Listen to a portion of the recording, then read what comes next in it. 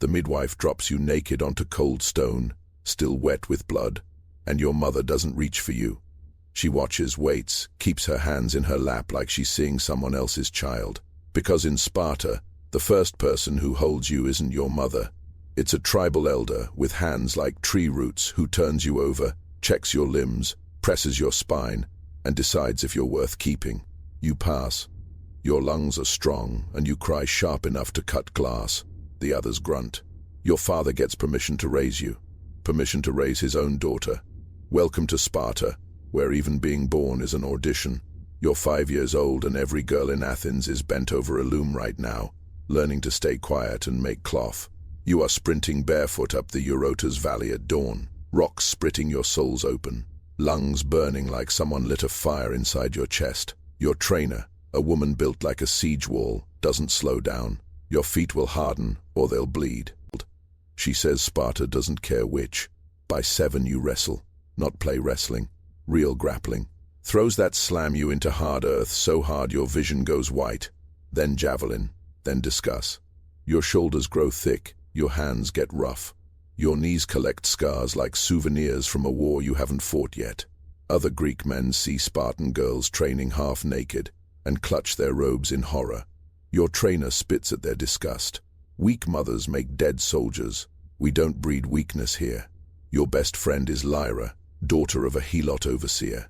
She's faster than you, throws farther, and laughs like someone who hasn't figured out what all this training is actually for. You practice the bybasis together, a leaping dance where you kick your own backside midair, and the crowd counts your jumps. She beats you every single time. You love her for it. Between drills, they sit you down with scrolls, reading, writing, debate, poetry. You learn to sing in choruses to make grown wild. Ears weep at festivals honoring Artemis. By 10, you can read better than half the men in Athens and outrun the other half. The most educated women in the ancient world, and it's not even close. They sharpened your mind the same way they sharpened your body, so you'd be strong enough to serve the machine without ever asking what it's for. At 14, they line up on the hillside to watch the boys. A starving 12-year-old stealing bread, getting flogged raw when caught, not for stealing but for getting caught. Your job? Sing, mock the ones who cry. Shame the weak ones by name in public in front of everyone. You're already being trained for the real work, switching off your heart like a lamp. By 16, you're no longer just training. You're competing. Foot races at festivals honoring Hera. Sprinting in knee-length tunics, men watching. Not for your speed, but for your hips, your shoulders, the width of your rib cage. Lyra finishes first and gets 3 offers before the sweat dries. You co. Me in second and catch a soldier staring from across the field, jaw carved like stone, eyes that give nothing away. He doesn't smile, neither do you. 2 years later, he'll find you in a dark room, but you don't know that yet. You're 18 and your wedding is the strangest night in Greece. They shave your head bald, dress you in a man's cloak and sandals, leave you alone in a pitch-black room on a straw pallet. No guests, no feast, no music. Your husband, Alexios, 25, raised in barracks since he was 7, never been alone with a woman in his life, sneaks in after curfew like a thief dodging patrol. He doesn't speak, neither do you. His hands find you in the dark, rough and uncertain. And when it's done, he leaves before dawn, back to his barracks, back to sleeping beside 30 other men on wooden planks. Congratulations, you're married, and you won't see your husband's face in daylight for years. He keeps coming back, though. Always at night, always gone by morning, and within months. Why? Our belly starts to swell. Plutarch swears some Spartan men fathered 3-4 children before they ever saw their wife's face by day. But here's what nobody outside Sparta understands. The morning after he vanishes, you own everything. The house, the estate, the helots, the money, the decisions. Every Athenian wife begs her husband for grocery coins.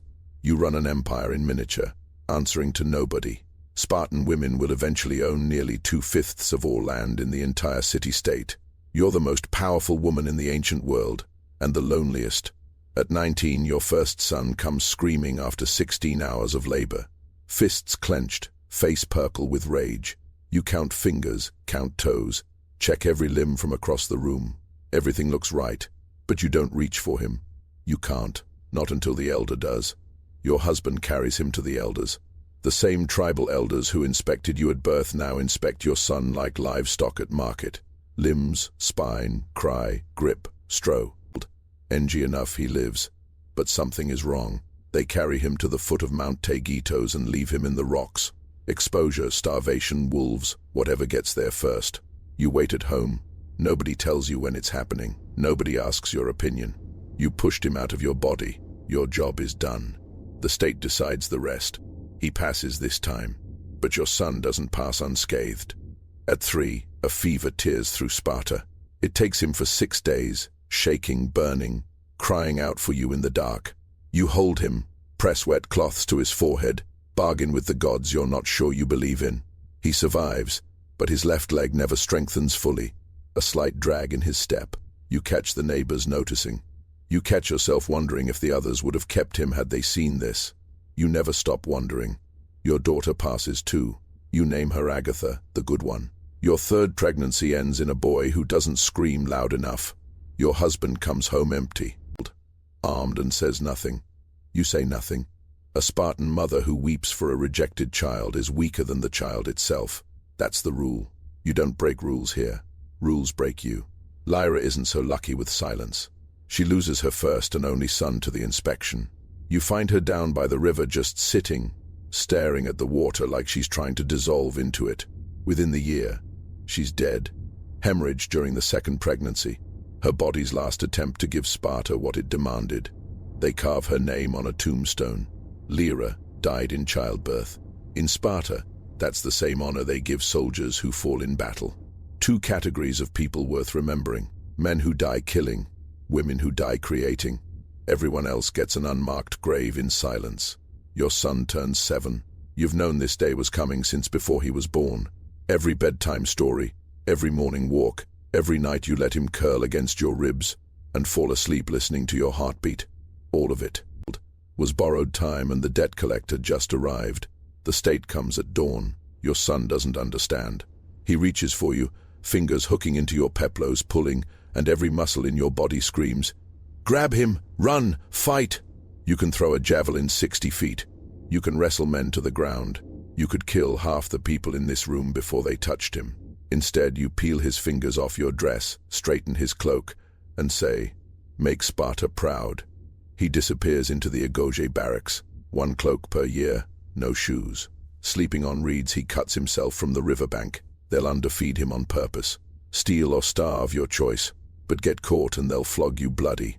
They will unmake your boy and rebuild him into something the phalanx needs. And you, the strongest, smartest, most capable woman in the ancient world, stand in an empty doorway and let it happen.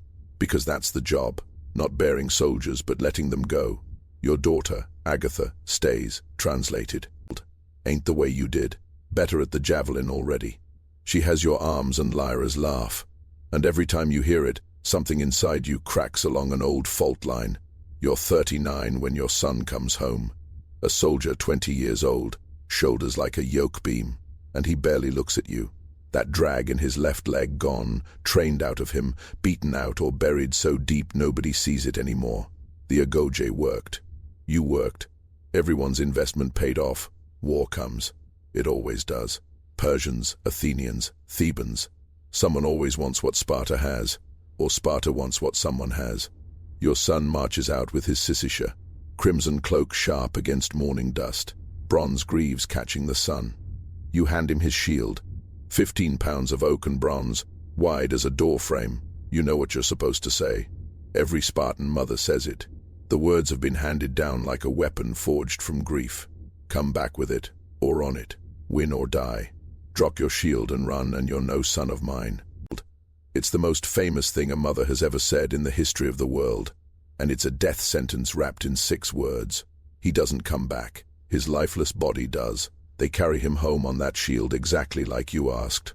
The neighbors come. They congratulate you. A good death, an honorable death. You heard the story of the mother who killed her own son with her bare hands when he came home a coward. Of the mother who buried her boy and told a crying neighbor, "What good fortune!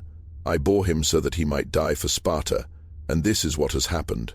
So you stand straight, accept the congratulations, speak the right words. Then you walk to the river where you found Lyra staring at nothing all those years ago, and you sit there until the stars burn out behind the mountains. Nobody follows. Nobody asks. In Sparta, grief is a private disease and the only thing they never trained you to survive. Agatha marries, has sons, hands her firstborn to the elders, watches them too. Ken at 7, hands on a shield years later, says the words, means them. The machine grinds on, fed by women who learned to love their chains, because the chains were made of gold and land and power and silence. An Athenian visitor's wife once asked Queen Gorgo why Spartan women are the only women who rule their men. Gorgo answered, because we are the only women who give birth to real men. You heard that line 100 times. Believed it once. Now you're not sure if it's pride or the most beautiful lie ever spoken. They bury you in a scarlet cloak with olive leaves. No tombstone. You survive both childbirth and old age, so you don't qualify. Only women who die producing soldiers get their name in stone. You lived. That's your punishment. An unmarked grave, a granddaughter who will repeat every wound, and a city-state already eating itself alive. By the 4th century BC, Spartan women controlled nearly 40% of all land in the city-state. Aristotle blamed them for Sparta's collapse. Nobody bothered recording what the women thought about it. Some empires don't fall to swords. They bleed out through the wombs they weaponized. And if you think Sparta's women carried the heaviest burden in the ancient world, meet the woman who managed a castle, buried her children, and still had to choose between her daughter and her honor.